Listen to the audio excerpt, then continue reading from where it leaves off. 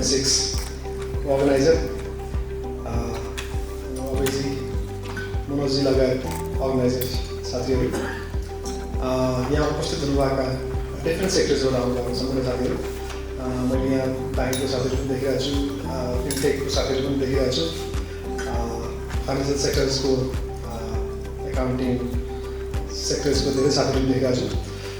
सबैभन्दा पहिला त टेक फ्यामिलीलाई म थ्याङ्क यू भन्न चाहन्छु thank you for giving me this opportunity आफ्नो कुराहरू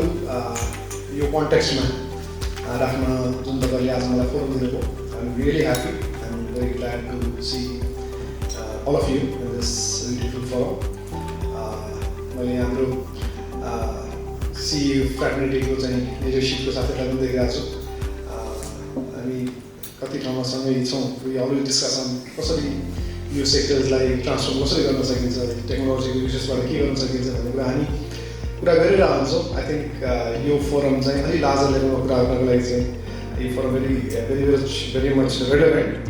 त्यसको लागि पनि म यहाँहरूलाई सबैलाई थ्याङ्क यू भन्न चाहन्छु अघि हाम्रो एमसी मैले भनिसक्नुभयो I am from Global IME bank म ग्लोबल आइएम ब्याङ्कमा एज अ डेपुटी सिइओ काम गरिरहेको छु तर मैले आफूलाई चाहिँ त्यो हार्डकोर ब्याङ्कर भन्दा अलिकति डिफ्रेन्ट जस्तो लाग्छ मलाई किनभने I have different kind of त्यो passion and interest beyond banking यो ब्याङ्किङलाई चाहिँ कसरी ट्रान्सफर्म गर्न सकिन्छ जुन खालको internationally, nationally, जुन खालको ट्रान्सफर्मेसनहरू डिफ्रेन्ट सेक्टर्समा छ त्यसै गरी banking is also going through lot of disruptions and changes and transformation happening across the world त्यसमा चाहिँ एज अ नेपालको कन्टेक्स्टमा पर्सनल्ली मैले पनि केही कन्ट्रिब्युट गर्न सक्छु कि भनेर म यो ब्याङ्किङ सेक्टरमा आएको छु कतिजना तपाईँहरूले मलाई चिन्न पनि हुन्छ नचिन्नेहरूको लागि चाहिँ मैले यो आफ्नो अलिकति प्रोफाइल सेयर गर्दाखेरि चाहिँ in fact I started my career as a banker long time back in 2003 and working in the banking sector for almost 7-8 years. Then I left banking. This was as a business conglomerate as a CEO I joined. This was from the same group company I represented in Global IM Bank as a board director. Board director I worked almost 9 years. So normally industry ma alikati yo halko trends ali common huncha. Board ma basisekeपछि then you come to executive management ma भन्ने खालको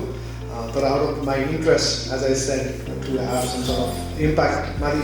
बोर्डमा बसेर देख्दाखेरि direction दिने vision दिने हुन्थ्यो तर त्यो एक्जिक्युसन लेभलमा जान पायो भने अझ केही गर्न सकिन्छ कि भन्ने एउटा प्यासन पनि थियो so out of that passion again म यो ब्याङ्किङ इन्डस्ट्रीमा छु since last 2.5 years almost 2.5 years I am in banking ब्याङ्किङमा मैले मेरो कोर जुन ब्याङ्किङ स्पेसली लेन्डिङ सँगसँगै लेन्डिङमा मेरो portfolio SME is the core SME retail is the core त्यो बाहेक म ब्याङ्कको डिजिटल ट्रान्सफर्मेसन लाइक लिड गरिरहेको छु running business marketing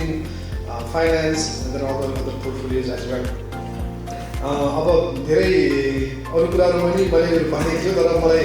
time very limited time एउटा मिटिङ भएर मैले यहाँ अघि नै मनोजलाई रिक्वेस्ट पनि गरेको थिएँ मलाई निक्लिहाल्नुपर्छ भनेर but still I wish you all the best यो प्रोग्राम जुन गर्नुभएको छ thank you Manoj I think यसले एउटा राम्रो कन्ट्रिब्युसन गर्छ र अर्गनाइजर साथीहरू सबैजना अभयजी लगायत सबैको साथीहरू अरुणजी लगायत यहाँ उपस्थित सम्पूर्ण साथीहरूलाई थ्याङ्क यू सो मच भन्दै म यहाँबाट बिदा हुन्छु हस्